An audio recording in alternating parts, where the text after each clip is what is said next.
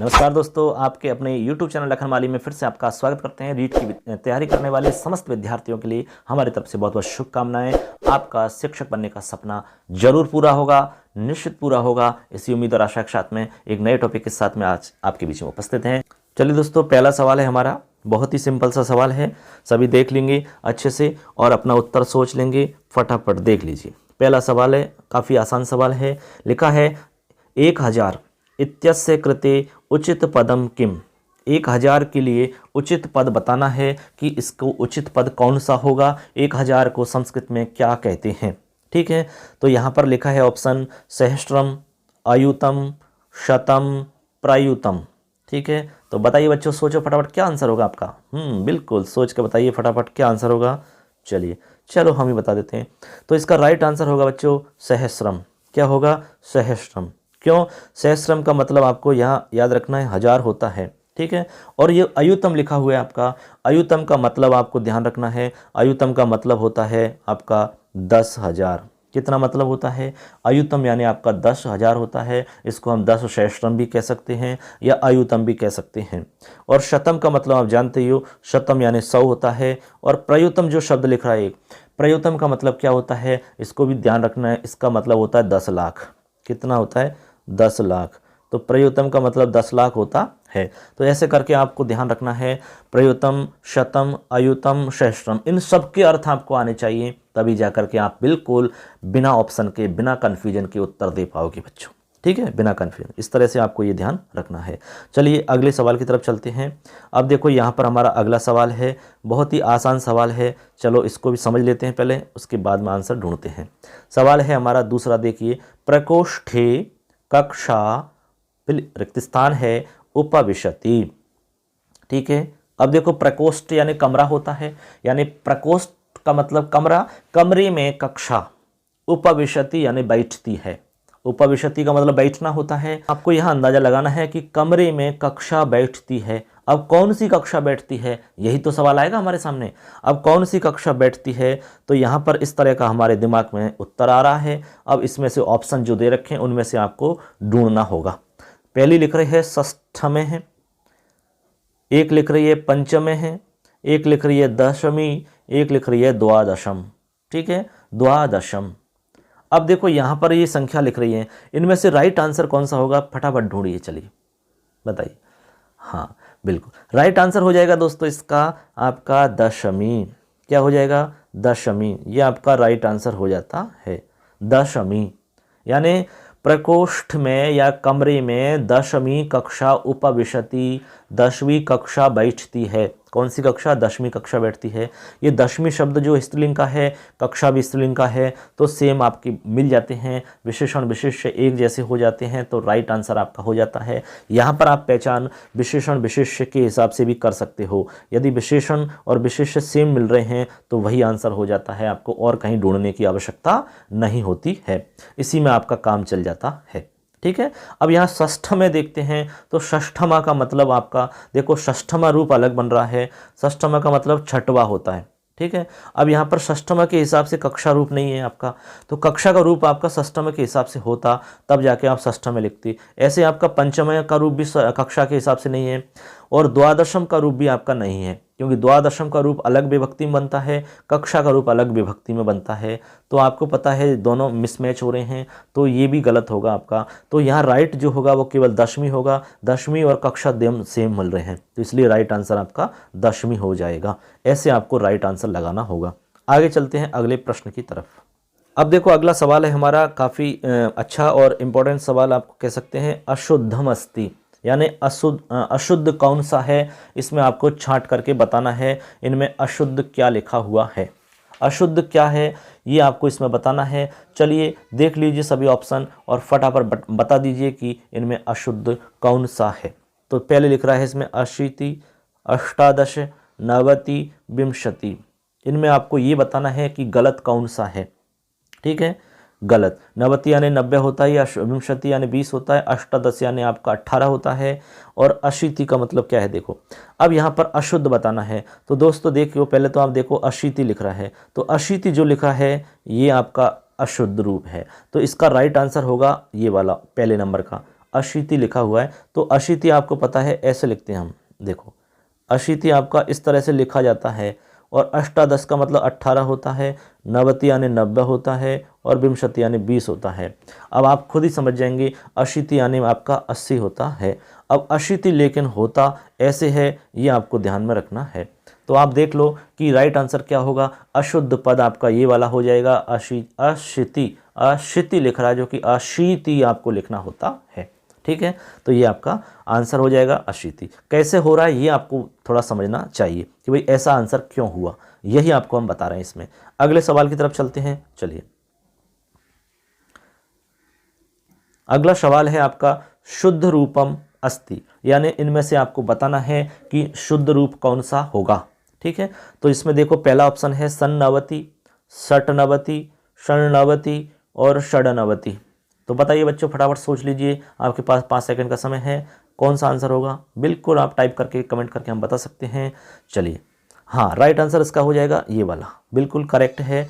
षण्णवति जो है आपका राइट आंसर होता है, क्योंकि ये जो सन्नवति लिख रहा है ये बिल्कुल गलत है, क्योंकि यहाँ पर जो षट्नवति है या षड्नवति हम बनाते हैं, षट या षड्नवति जो बनाते हैं ऐसे।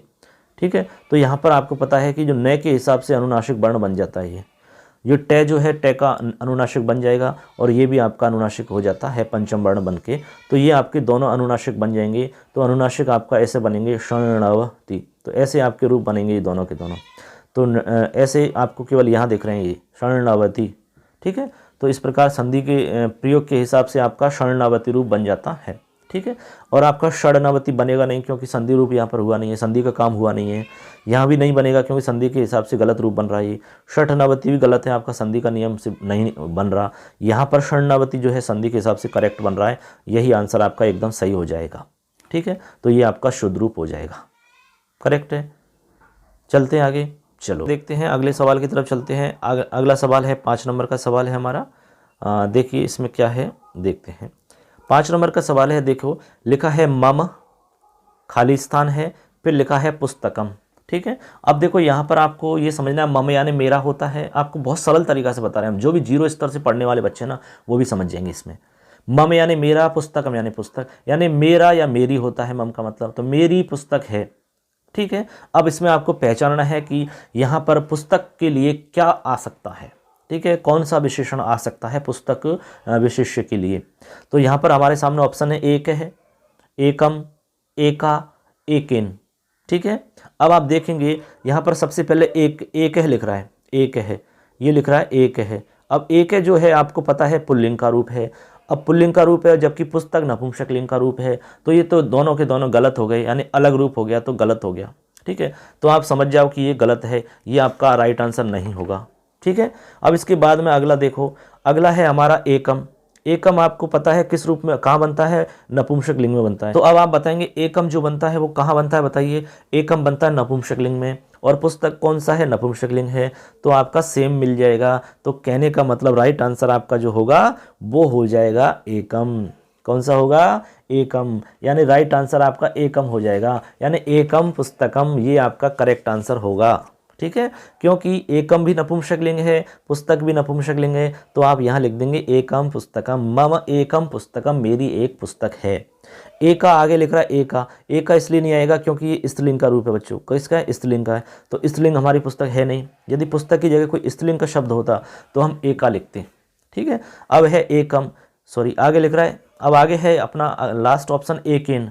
अब एकेन नहीं आएगा क्योंकि एकेन आपको पता है रूप कहाँ बनता है, एक का जब रूप चलाओगे आप तो तृतीय विभक्ति के अंदर बनेगा एकेन। तो एकेन तो वैसे ही नहीं आएगा क्योंकि ये इसके लिए यहाँ पर उचित पद है ही नहीं। ठीक है ना, तो आपका राइट आंसर हो जाएगा एकम पुस्तकम। ऐसे आपको पहचान करनी होती है। चलो अगले सवाल की तरफ चलते हैं।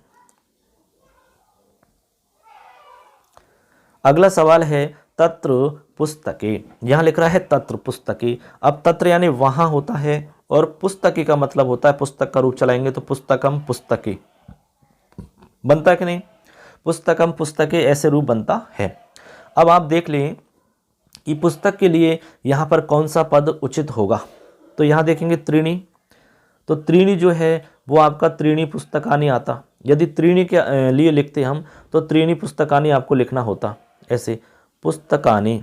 तो ये आपका उचित पद है ही नहीं। त्रीणी के लिए तो हम लिखते तो पुस्तकानि लिखना होता। अब है द्वे।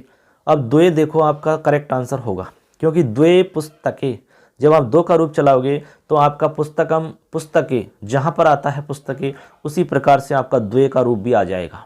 यानी पुस्तके हमारा बनता है प्रथम व्यक्ति के अंदर द्विवचन में और द्वितीय व्यक्ति के द्विवचन में। पुस्तकम पुस्तके पुस्तकानि, पुस्तकम पुस्तके पुस्तकानि। ठीक है, तो ऐसे ही आपका यहाँ पर रूप चलेंगे द्वे शब्द का। तो द्वे का रूप भी आपका प्रथमा और द्वितीय में सेम बनता है, द्वे द्वे। ठीक है, तो ऐसे करके आपका जो राइट आंसर होगा वो हो जाएगा द्वे। तो यहाँ पे आ जाएगा आपका द्वे, उत्तर हो जाएगा द्वे। ठीक है, ये वाला। अब ये चत्वारी क्यों नहीं हो रहा है? क्योंकि चत्वारी नपुंसकलिंग का रूप है। ठीक है, लेकिन चत्वारी जो है वो आपका कौन सी जगह आता है? बहुवचन में आता है, जबकि पुस्तक आपका द्विवचन में आता है। तो ये भी आपका गलत हो सकता है। पंच जो है ये भी नहीं होगा, क्योंकि पंच जो रूप है ये प्रथमा का रूप है, समझ रहे ना। और ये आपका नपुंसकलिंग उसमें चलता है, नपुंसकलिंग में।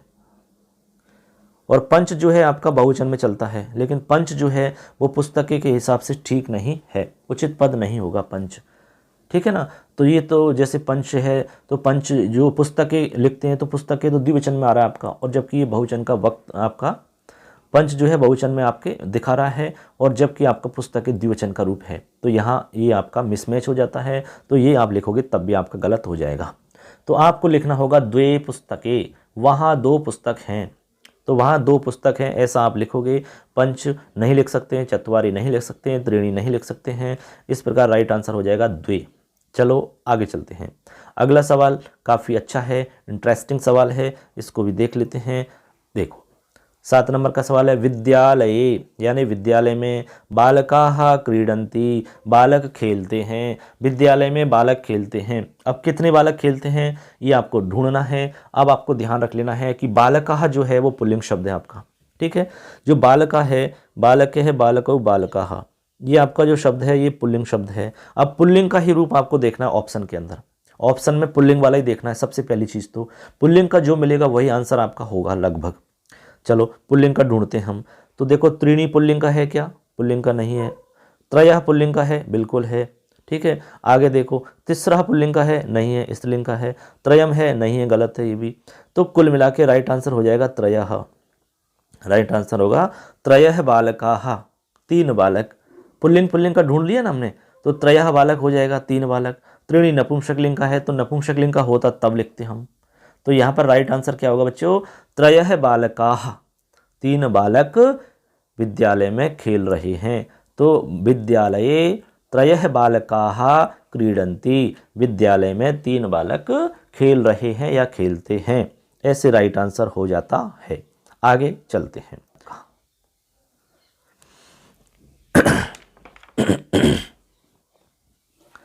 अब देखो अगला सवाल है हमारा, इसको देखते हैं अगले सवाल को। काफ़ी अच्छा सवाल है। बालक है ग्रंथान लिखति। अब यहाँ पर लिखा है बालक है ग्रंथान लिखति है, तो यहाँ पर आपको देखना होगा कि बालक ग्रंथों को लिखता है। अब कितने ग्रंथ लिखता है बालक? तो सबसे पहले तो आप ये देखो कि जो ग्रंथान रूप बनता है आपका, ये कहाँ पर बनता है? ऐसे ये ग्रंथान जो रूप आपका बन रहा है ये किस स्थान पर बनता है? तो इसी के हिसाब से आपको संख्या वाला रूप ढूंढना होगा। ऐसे आपने जो ग्रंथान रूप बनाया है ये किस जगह पर बनता है? तो आप ग्रंथ का रूप पुल्लिंग की तरह यानी राम की तरह बोल के देख लो। राम है रामौ रामाः, रामम रामौ रामान। तो राम है रामौ रामान आपका ये द्वितीया के बहुवचन में रूप बनता है। कहाँ बनता है? द्वितीया के बहुवचन में। ठीक है, अब आप इसमें देख लो जो ऑप्शन है इनमें द्वितीया का बहुवचन कौन सा है, वही आपका राइट आंसर हो जाएगा। ठीक है, ये तीसरा है क्या? नहीं है, तीसरा तो आपका है ही नहीं। त्रीणी ये भी नहीं है। ठीक है, अब देखो तीर्ण शब्द है ये वाला। तीर्ण शब्द आपको याद, यदि आपने देखा होगा, अच्छे से याद किया होगा तो आपको पता होगा जो 3 है उसका रूप चलता है त्रयः, त्रीन्, त्रिभिः, त्रिभ्यः, त्रिभ्यः, त्रयाणाम, त्रिषु। तो ये तीर्ण जो है वो द्वितीया विभक्ति के अंदर बनता है। तो तीर्ण जो है द्वितीया के अंदर बनता है और सेम इसी की जगह बनता है।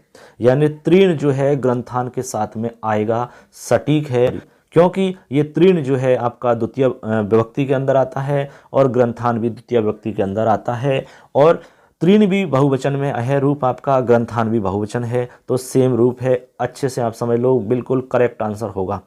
अब त्रिभी लिखा है, ये त्रिभी क्यों नहीं होगा? क्योंकि त्रिभी इसलिए नहीं होगा क्योंकि त्रिभी आपका रूप बनता ही नहीं है।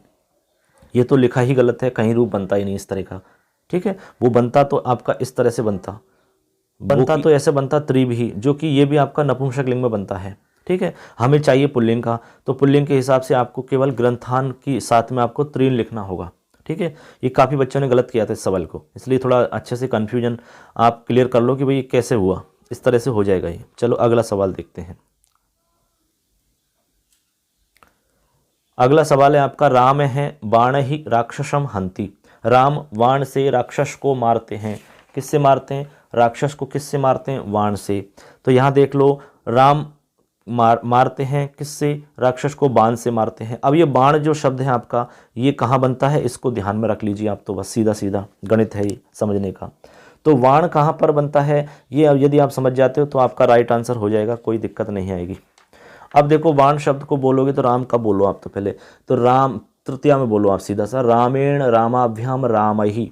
तो राम का रूप बनता है, राम का इसलिए बता रहे हैं क्योंकि हम राम का सबसे पहले याद करते हैं और सरल भी होता है, राम ही बनता है। ऐसे आपका बन रहा है बाण ही, ये राम ही आपका तृतीया का बहुवचन है और बाण ही तृतीया का बहुवचन है। इसी प्रकार आप जितने भी इसमें ऑप्शन हैं उनमें ये देख लो कि तृतीया का बहुवचन कौन सा है, वही आंसर हो जाएगा। सबसे पहचान करने की एक आपकी स्टाइल है ये, पहचान करने का बहुत बढ़िया तरीका है ये।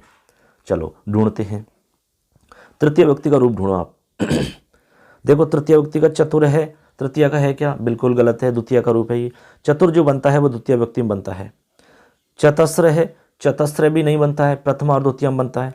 चत्वार है, चत्वार आपका प्रथम व्यक्ति में बनता है, तो ये भी गलत हो जाता है, ये भी गलत है, ये भी गलत है। तो सिंपल सा है, जो बचा हुआ वही तो सही होगा।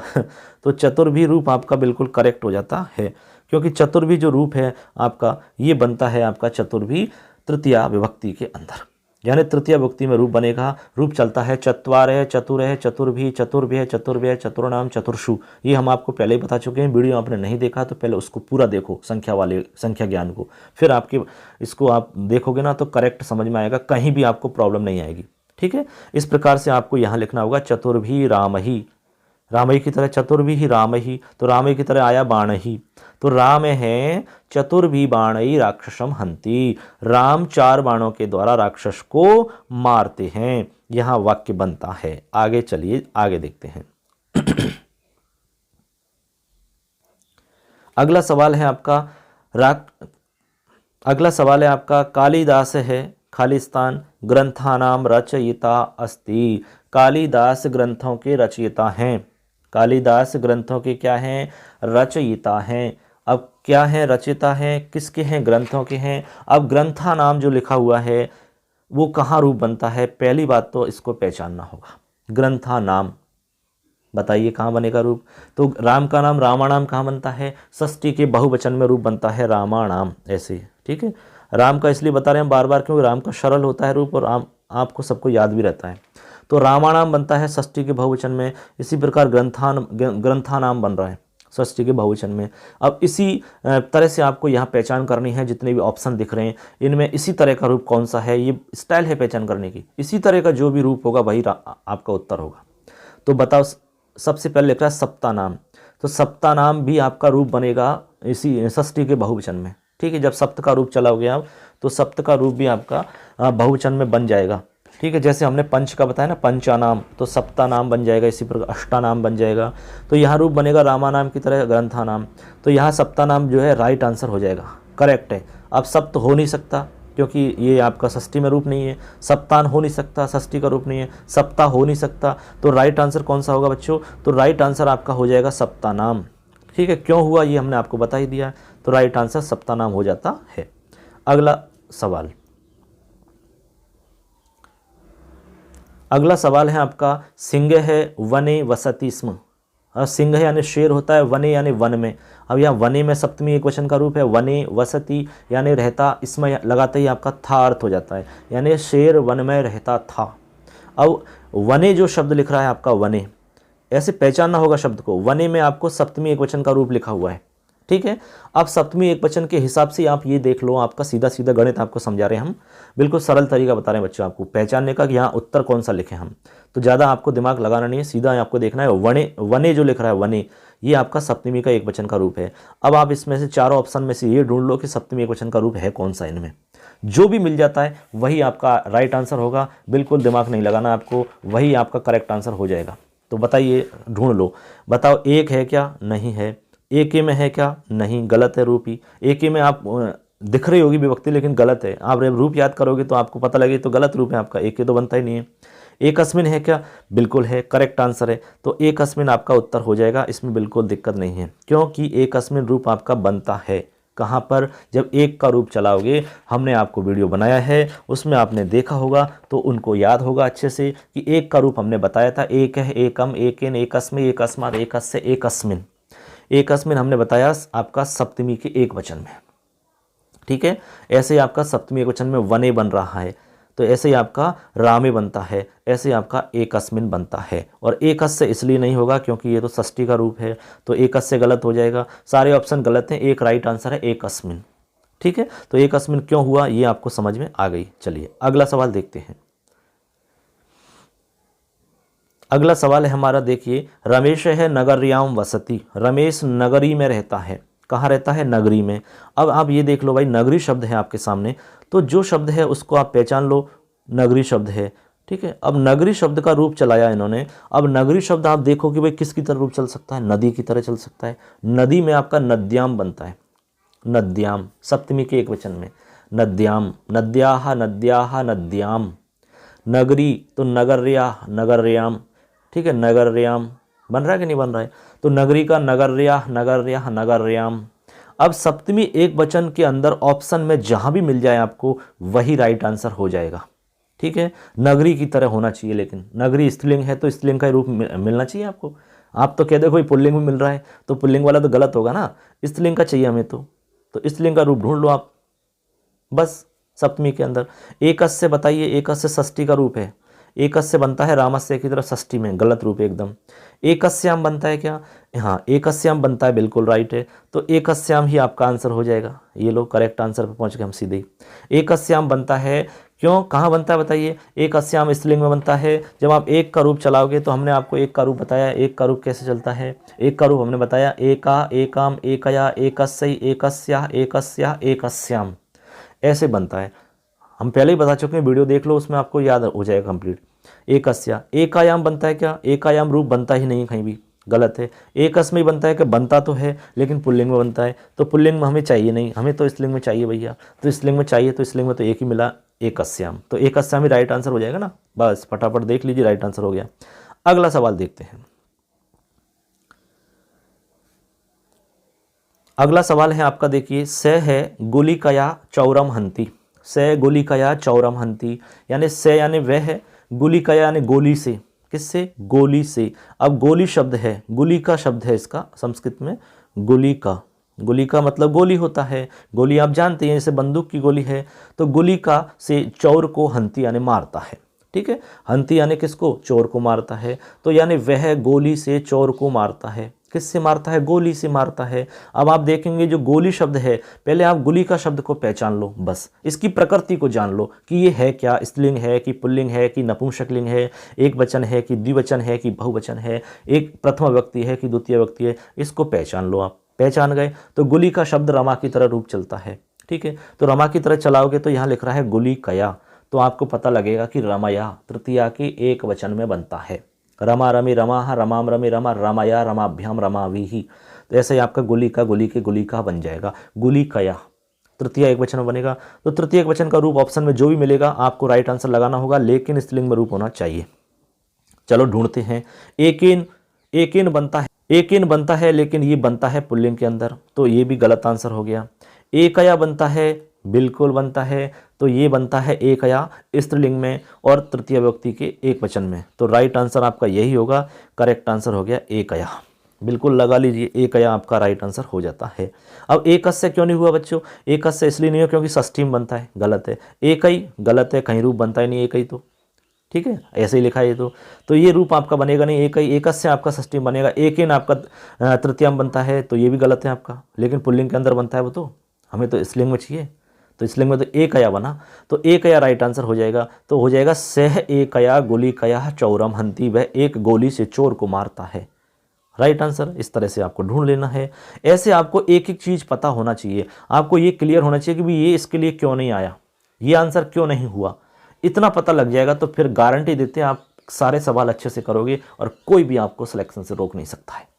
चलिए वीडियो पूरा देखते रहिए। अगला सवाल है आपका, देखो यहाँ पर लिख रहा है हमारा 79 यानी कि 79 है, इत्यस्य कृते किम शुद्ध रूपम। 79 के लिए यहाँ पर शुद्ध रूप आपको बताना है, कौन सा रूप इसमें शुद्ध है। ठीक है, चलो देखते हैं। इसमें आपको ये देखना है कि इसमें सही कौन सा है।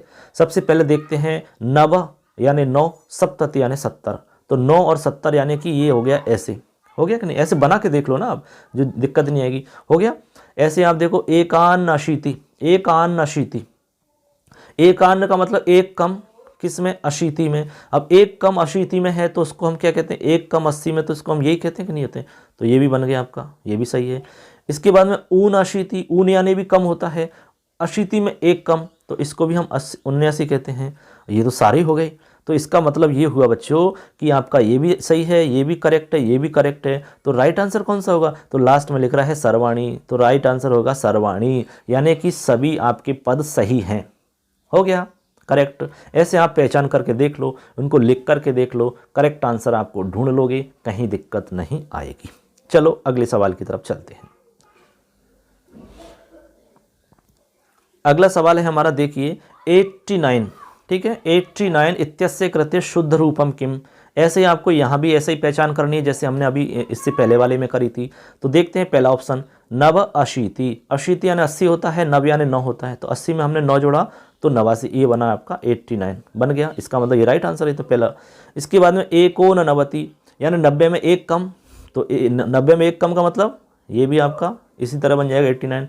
ऊन नवति, ऊन यानी भी कम होता है, नवति यानी 90, तो 90 में एक कम, ये भी आपका 89 हुआ।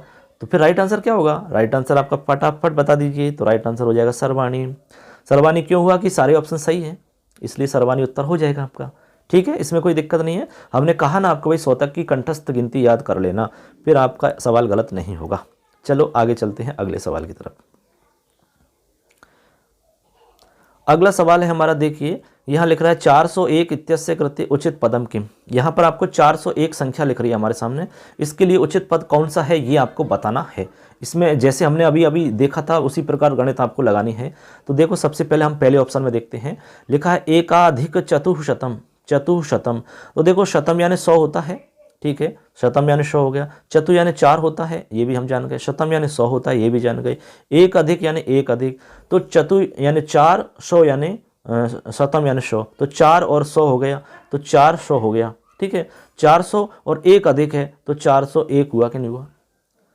एक अधिक है चतुशतम में, चतुशतम यानी 400, तो 400 में एक अधिक तो 401 हुआ। ऐसे ही एक आगे देखो, एक उत्तर चतुशतम, तो यहाँ भी चतुशतम आ रहा है, इसका मतलब 400 यहाँ भी आ रहा है। और एक उत्तर है, उत्तर यानी अधिक होता है। ये आप जब घटिका दर्शन में आपने पढ़ा होगा, उत्तर हम प्रयोग करते हैं अधिक के लिए। जैसे हमने कहा कि 10 उत्तर यानी 10 उत्तर कला, यानी 10 कलो उत्तर यानी 10 मिनट अधिक, तो उत्तर का मतलब अधिक होता है। तो एक उत्तर का मतलब यहाँ हो गया एक अधिक कितना 400, तो एक अधिक 400 का मतलब भी यही हो गया। आगे देखो अगला ऑप्शन है एक अधिक चतुशतम, एक अधिक चतुशतम, अधिक का मतलब भी यही हो गया। तो कुल मिला के सभी का मतलब ही 401 हो रहा है। तो इसका मतलब राइट आंसर कौन सा हो जाएगा, तो राइट आंसर हो जाएगा सर्वाणी। तो करेक्ट आंसर सर्वाणी हो गया। ऐसे आपको ढूंढना होगा। ऐसे यदि आप ढूंढोगे तो ये हम गारंटी देते हैं कि आप किसी भी सवाल को गलत नहीं करोगे, बस समझ होनी चाहिए आपको ये विषय की। अब आगे देखो, आगे देखते हैं अगले सवाल। अगला सवाल है हमारा, महेश है कर्णाभ्याम बधिरः अस्ति। महेश कानों से बधिर है, बहिरा है। तो महेश किससे बहिरा है, कानों से। अब यहाँ पर देखो एक कान होता तो आपका एक वचन में रूप होता, अब यहाँ कर्णाभ्याम है, द्विवचन का रूप है। ठीक है, कर्णाभ्याम बधिरः। अब आपको पता होगा भाई कर्णाभ्याम बधिरा है, तो अब ये नांग विकारा एक सूत्र चलता है आपका, ये नांग विकारा सूत्र चलता है। और वो कहता है कि जिस अंग से कोई विकृत है तो जिस अंग में विकार हो रहा है ना उसमें तृतीय लगा देते हैं हम। जैसे अक्षणा कानः प्रसिद्ध उदाहरण है आपका। कर्णेन बधिरा है, जैसे हम कहते हैं ना कर्णेन बधिरा, जैसे हमने कहा कि भाई कर्णेन बधिरा है तो कान से बहिरा है। लेकिन यहाँ पर हम कह रहे हैं कि दोनों कानों से बहिरा है, तो दोनों कानों के लिए हमने द्विवचन का प्रयोग कर दिया, तो द्वाभ्याम लिखेंगे। तो यहाँ हमने लिखा कर्णाभ्याम, तो कर्णाभ्याम आपका द्विवचन का रूप है। ठीक है। अब कर्णाभ्याम की तरह सेम रूप आप देख लीजिए, इसमें सेम रूप आपका जिस भी ऑप्शन में मिल जाता है वही आपका करेक्ट आंसर हो जाएगा। द्वे मिल रहा है क्या? बिल्कुल गलत है, द्वे आपका इसमें नहीं बनता है, ठीक है, तृतीय व्यक्ति के अंदर। हमें तो तृतीय का चाहिए, क्योंकि ये नांग विकार के हिसाब से तृतीय व्यक्ति हो रही है। द्वौ बनता है कि? बिल्कुल नहीं बनता है। द्वाभ्याम बनता है क्या? द्वाभ्याम बिल्कुल करेक्ट आंसर है, तो द्वाभ्याम आपका रूप बन जाएगा, ठीक है। द्वि बनता है क्या? द्विरूप बनता ही नहीं है किसी जगह भी, तो ऐसे करके आपका यहाँ पर द्वाभ्याम बन जाएगा, ठीक है। तो ये कर्णाभ्याम की तरह सेम इसकी प्रकृति हो जाती है, तो सेम प्रकृति मिलान कर लो, सेम प्रकृति मिलते ही आपका राइट आंसर हो जाता है। ऐसे करके आपका ये देखना है। आगे देखो, अगला सवाल है, थोड़े से सवाल और हैं, ज़्यादा घबराने की आवश्यकता नहीं है। अगला सवाल है, पिता पुत्र ही से गच्छति। पिता पुत्र ही से गच्छति। अब पिता पुत्र ही से गच्छति, तो आपको थोड़ा सा यहाँ कारक के बारे में भी समझ आपको रहनी चाहिए। यहाँ सह का प्रयोग हो रहा है, एक सूत्र है कि सह साकम समम सार्धम। जब ये प्रयोग होते हैं सह साकम समम सार्धम, संयुक्त अप्रधाने एक सूत्र चलता है आपका, संयुक्त अप्रधाने, तो उसमें सह है, साकम है, समम है, सार्धम है, इन सब के योग में तृतीय विभक्ति का हम प्रयोग करते हैं। अप्रधान जो करता होता है उसमें करते हैं, ठीक है। तो अप्रधान में हम करते हैं, तो सिंपल सी बात है। तो कुल मिला के हमें समझना है कि यहाँ जो पुत्र ही लिखा हुआ है, पुत्र ही शब्द लिख रहा है ऐसे, ये पुत्र ही जो लिखा हुआ है इस तरीक़ा से, ये आपका लिख रहा है तृतीय व्यक्ति के अंदर है, और ये भी बहुवचन में है, पुत्र ही है कि नहीं। जैसे पुत्र का रूप चला हुआ राम की तरह, तो रामेण रामाभ्याम राम ही, पुत्रेण पुत्राभ्याम पुत्र ही, तो पुत्र ही जो रूप चलेगा वो तृतीया के बहुवचन में चलेगा। अब इन संख्याओं में आप ये देख लो कि पुत्र पुल्लिंग में है, तो पुल्लिंग के अंदर रूप ढूंढना है, और वो भी आपको ढूंढना है आपको तृतीया के बहुवचन का रूप, तो जो भी मिल जाएगा राइट आंसर हो जाएगा। पंच देखो, पंच तृतीया का रूप है ही नहीं आपका, तो ये ऑप्शन गलत है। पंच भी देखो, पंच भी है क्या? हाँ, बिल्कुल करेक्ट आंसर है। पंचमी का जब आप पंच का रूप देखोगे तो पंच का रूप बिल्कुल करेक्ट है, पंच का रूप आपका पंचवी बनता है, ये हमने आपको बताया है। कैसे बताया? पंच पंच पंच भी, पंचभ्य पंचभ्य, पंचानाम पंचसु, तो हमने कहा कि तृतीया के अंदर पंच भी बनेगा, तो राइट आंसर हो गया पंच भी। अब पंचानाम क्यों नहीं होगा? पंचानाम इसलिए नहीं होगा क्योंकि पंचानाम तो षष्ठी में बनता है, तो हमें षष्ठी का रूप नहीं चाहिए, हमें तो तृतीया का चाहिए, तो गलत हो जाएगा।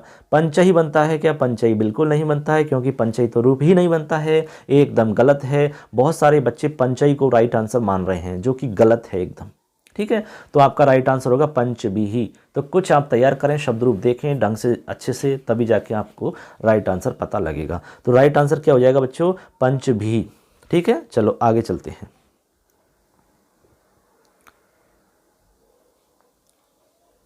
अगला सवाल है हमारा, देखिए, पादोन पंचशतम पदस्य कृते का संख्या। देखो बहुत ही सुंदर सा प्रश्न है, पादोन पंचशतम, ठीक है, पादोन पंचशतम। अब इसमें आप देखिए पादोन शब्द आया, एक क्या शब्द आया? पादोन। कितना है? पंचशतम, ठीक है, समझ लो फटाफट, अभी आ जाएगा आपके सामने, कोई दिक्कत नहीं है। अतः पादोन का मतलब क्या होता है ये समझो आप। पादोन का मतलब पौने होता है। कितना होता है? पौन।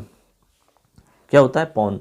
जैसे हमने कहा कि भाई 9:45 बज गए, तो पादोन 10 वादनम हो गया, तो पौन होता है। अब संख्या के अंदर पौन कितना होता है? जैसे हमने कहा कि 100 है, ठीक है, 100 का आधा हुआ 50, और पौन हुआ तो इसका भी आधा हो जाएगा, यानी 25 और कम कर दो, ये है ना, तो उसका आपका एक प्रकार से एक हिस्सा और इस एक हिस्सा और करते हैं, तो इसका हम 100 का यदि हम पौन करते हैं तो तीसरा हिस्सा होता है कि नहीं होता है? तो 75 होता है। ऐसे होता है कि नहीं होता है? पौन, पौन का मतलब यही हुआ, ठीक है। जैसे हमने कहा कि 9:45 बज गए, तो 9:45 होगी तभी तो बचेंगे, लेकिन हम 100 के हिसाब से आंकड़ा बैठाएंगे तो 75 मिनट आती है यहाँ पर, तो हमारी संख्या 75 आएगी पादोन के लिए। आएगी कि नहीं आएगी? पादोन के लिए 75 आएगी, तो पादोन का मतलब 75 आएगी एक संख्या। तो अब 75 कहाँ पर है उसी से अंदाजा लगा लो आप। और पंचशतम लिख रहा है, फिर पंचशतम का मतलब होता है 500, 500 लिख रहा है, तो इसका मतलब है कि पादोन, पादोन का मतलब पौन है ना, 5.25, तो 5.25 कहाँ पर होगा? तो 5.25 बताओ ये है क्या? नहीं है, 465 है। तो 457 है क्या? 5.25 गलत है। 475 है क्या? बिल्कुल है, राइट आंसर हो गया ना। 475 को हम 5.25 कह सकते हैं कि नहीं? बिल्कुल कह सकते हैं, तो यही तो राइट आंसर हुआ। 425 को कह सकते हैं कि? बिल्कुल नहीं कह सकते भाई, अदर में तो कोई है ही नहीं ऑप्शन। तो ऐसे करके आपका राइट आंसर कौन सा हो जाएगा बच्चों बताओ? तो राइट आंसर हो जाएगा 475, तो यहाँ आ जाएगा 475 आपका करेक्ट आंसर हो गया, ठीक है। चलो ठीक है, आगे अगले सवाल पे चलते हैं। अगला सवाल है हमारा, देखो अष्टोत्तर चतुःशतम इत्यस्य कृते का संख्या, अष्टोत्तर चतुःशतम, अष्टोत्तर, तो आप देखो यहाँ पर आप पहले देख लो एक एक संख्या को। अष्ट देख लो, अष्ट यानी क्या होता है 8, उत्तर यानी अधिक, ठीक है, उत्तर यानी क्या होता है अधिक, उत्तर यानी अधिक। और चतुःशतम का मतलब होता है आपका, चतुःशतम का मतलब क्या होता है 400, क्या होता है 400, ठीक है। और अष्ट उत्तर का मतलब 8 अधिक, कितना अधिक 8 अधिक, तो 400 में 8 अधिक, इसका मतलब ये हुआ। तो 400 में 8 अधिक किस ऑप्शन में है ढूंढ लो फटाफट, वही आंसर हो जाएगा आपका, ज़्यादा टेंशन लेने की आवश्यकता नहीं है। तो 400 में 8 अधिक का मतलब 408, राइट आंसर हो गया पहला। ऐसे ढूंढना होता है उत्तर। 4008 है गलत है, 407 है गलत है, 400 ये 804 है गलत है, तो राइट आंसर होगा 408। ऐसे आपको उत्तर का पता लगाना होता है, ठीक है बच्चों। चलो अगला सवाल देखते हैं। अगला सवाल है हमारा किम पदम अशुद्धम, यानी अशुद्ध पद इसमें छांटना होगा कि अशुद्ध पद कौन सा है, ठीक है। तो आप पहले ये देख लो भाई सही कौन सा है, इसमें बचा कुछ अशुद्ध हो जाएगा। अब देखो आपको इसमें देखना है, अशुद्ध ढूंढना है अपने को। तो बताइए नवशतम अशुद्ध है क्या? बिल्कुल नहीं है, नवशतम तो बिल्कुल सही है, ठीक है। सहस्त्रम अशुद्ध है क्या? नहीं, बिल्कुल सही है। लक्षम अशुद्ध है क्या? नहीं, बिल्कुल सही है। तो राइट आंसर क्या होगा फिर इसका? राइट आंसर हो जाएगा कोपिने, यानी कि कोई भी अशुद्ध नहीं है, यही राइट आंसर होगा इसका। क्योंकि जब सारे ही शब्द सही हैं तो फिर राइट आंसर तो आपका कोई भी नहीं है, यही आएगा। तो राइट आंसर होगा कोपिन, कोई भी नहीं, ठीक है, सारे सही हैं इसलिए। चलो नवशतम हो गया, 900 हो गया, सहस्रम यानी 1000 हो गया, लक्षम यानी आपका लाख हो गया, ऐसे करके बन जाता है। चलो आगे देखते हैं अगले सवाल में।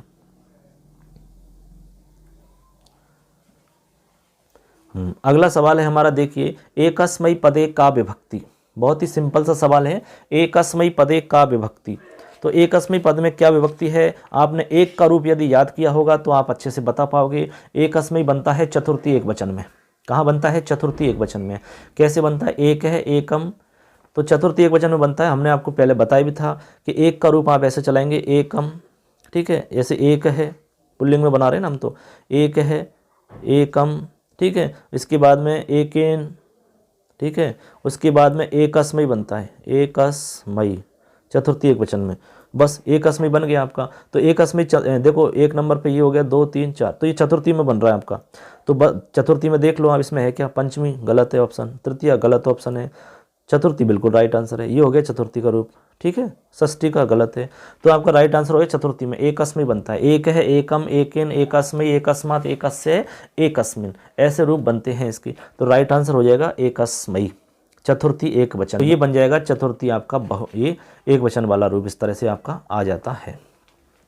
तो इस तरह से आपने देखा कि यहाँ पर चतुर्थी जो है ये आपका एकस्मयी जो है चतुर्थी व्यक्ति में बनता है, तो सेम बन जाएगा आपका, राइट आंसर हो जाएगा एकस्मयी चतुर्थी, ठीक है। आगे देखते हैं, अगला सवाल देखते हैं। ये अच्छा सवाल है, बहुत सारे बच्चों ने इसको गलत किया था। सवाल है हमारा बहुत ही सिंपल सा, वैसे देखा जाए तो चतुरह पदे का विभक्ति। अब चतुरह पद में कौन सी विभक्ति है? यदि आपने याद किया है अच्छे से तो आप अच्छे से बता सकते हैं। हमने आपको रूप लिखवाए थे चतुरह के, बताए भी थे। ऐसे रूप चलता है चत्वारह, ठीक है, चत्वारह, चतुरह, ठीक है, चतुर्भी, ठीक है, उसके बाद में चतुर्भ्य, चतुर्भ्य, चतुर्णाम, चतुर्षु, ऐसे रूप चलते हैं इसकी। तो हमने कहा कि चत्वारह रूप चलता है, चतुरह चलता है, चतुर्भि चलता है, चतुर्भ्य चलता है, चतुर्णाम, चतुर्षु, ऐसे रूप इसके बनते हैं। तो अब इसमें देखेंगे कि चत्वारह जो बनता है आपका प्रथमा में बनता है, चतुरह आपका द्वितीया में बनता है। तो हमसे तो चतुरह पूछा गया है, तो इस चतुरह से ही काम है हमारा, बाकी से काम नहीं है। तो चतुरह जो पद है आपका ये बनता है द्वितीय विभक्ति के अंदर। तो प्रथमा में गलत ऑप्शन है, द्वितीय का राइट आंसर हो जाएगा। तो ये बनता है आपका द्वितीय विभक्ति में। पंचमी में गलत है, तृतीया में बनता नहीं है, तो राइट आंसर हो जाएगा आपका, ये बन जाएगा चतुरः। कहाँ बना है बताओ? द्वितीय विभक्ति में बन जाएगा, बिल्कुल करेक्ट आंसर है। हमने आपको लिख के भी बता दिया कैसे बनता है। चलो अगला सवाल है, सेकंड लास्ट सवाल है, ज़्यादा नहीं है, बस अब लास्ट होने पे जा रहे हैं आपके। 25 सवाल हैं टोटल हमारे। चलिए अगला देखिए, यहाँ पर सेकंड लास्ट सवाल है 10 संख्यायाकृत शुद्ध रूपम किम। एकदम सिंपल सवाल है, 10 के लिए आपको शुद्ध रूप बताना है। हम हिंदी में ऐसे लिखते हैं, ठीक है, हिंदी में ये लिखते हैं, तो ये तो गलत है, हमें संस्कृत में बताना है। संस्कृत में बताना है तो ये वाला गलत होगा, क्योंकि हिंदी में लिखते हैं। 10 ये वाला गलत है, ऐसा लिखते भी नहीं हम कहीं भी, ये आपका कहीं होता ही नहीं है ऐसा। ये वाला सही है आपका। तो अगला जो ऑप्शन है ना ये वाला, तो ये वाला एकदम सही है, आपका तालव्य शकार वाला करेक्ट आंसर है। तो ये हो जाएगा राइट आंसर दश। ठीक है, सर्वानी ऑप्शन होगा नहीं आपका। तो ऐसे करके आप संस्कृत में ऐसे लिखते हैं दश। ठीक है, तालव्य शकार, ये आपका राइट होता है। चलो हो गया, कोई दिक्कत नहीं है यहाँ। चलो अगला लास्ट सवाल है आपका, बस तो इसको भी समझ लेते हैं, अंतिम सवाल है। चलो अगला सवाल लास्ट है आपका, एकस्मिन् विकल्पे सुष्ठु संख्या रूपम न अलिखत, यानी एक विकल्प में सही संख्या रूप नहीं लिखा हुआ है, वो आपको छांटना है कि कौन सा जो है वो लिखा हुआ नहीं है सही। ठीक है, चलो छांट लेते हैं, अभी फटाफट देख लेते हैं भैया। अब देखो सबसे पहले ऑप्शन में लिख रहा है एकाशीति। एकाशीति बिल्कुल सही आंसर है, करेक्ट है, ये तो कोई दिक्कत ही नहीं है, हमें तो वो देखना है जो गलत लिखा हुआ है। इसके बाद में लिख रहा है एकान नवति। एकान का मतलब एक कम, नवति में तो 89 तो बिल्कुल सही है। फिर लिख रहा है सन्नवति।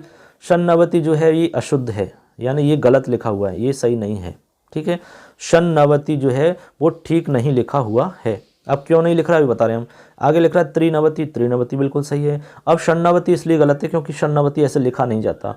षण्णवति जो है वो शुद्ध रूप ऐसे लिखते हैं, षण्णवति ऐसे लिखा जाता है। यदि ऐसा लिखा होता तो आपका राइट आंसर होता और बाकी सब गलत होते। तो ये आपका षण्णवति ऐसे लिख रहा है जो कि गलत है, क्योंकि यहाँ पर ये संधि के रूप बनते हैं, यानी षट्नवति होता है, षट्नवति। अब षट्नवति में इसका भी आपका अनुनासिक हो जाएगा, इसका भी अनुनासिक हो जाएगा, तब षण्णवति बनता है। ठीक है, तो ऐसे करके हमने देखा, पूरे आपको एक एक प्रश्न को हमने अच्छे से समझाया है, व्याख्या के द्वारा बताया है कि इसका आंसर ये क्यों होगा और ये आंसर क्यों नहीं होगा। बहुत ही मोस्ट इंपॉर्टेंट है बच्चों, ये इस बार नया टॉपिक जोड़ा गया है संख्या ज्ञान का, इसमें से निश्चित सवाल आएंगे, ये आप अच्छे से समझ लेना, क्योंकि ये नया टॉपिक जोड़ा है तो सवाल तो आने ही आने हैं, इसमें से 2-3 सवाल आपके बनते हैं, तो अच्छे से आप समझ लेना, वीडियो हमारा पूरा देख लें। इस तरह से हम टेस्ट आपका लेते रहेंगे और अच्छे से समझाते रहेंगे। आशा करते हैं कि आप अच्छे से देखोगे, अच्छे से समझोगे और आपका शिक्षक बनने का सपना निश्चित पूरा होगा। दोस्तों चैनल से यदि आप नहीं जुड़े हैं, चैनल को सब्सक्राइब नहीं किया तो फटाफट कर लीजिए, इसमें कहने की बात नहीं है, और एक लाइक तो बनता ही है, अपने दोस्तों को शेयर आप जरूर कर दीजिए। दोस्तों चले फिर आपसे एक नए टॉपिक के साथ में फिर मुलाकात करेंगे आपसे, तब तक के लिए जय हिंद, जय तू भारत। अपना और अपना का ध्यान रखिए। आप सुन रहे हैं, मैं आप सबका दोस्त लखनलाल माली। फिर एक नए टॉपिक के साथ में फिर मुलाकात करेंगे आपसे। धन्यवाद दोस्तों।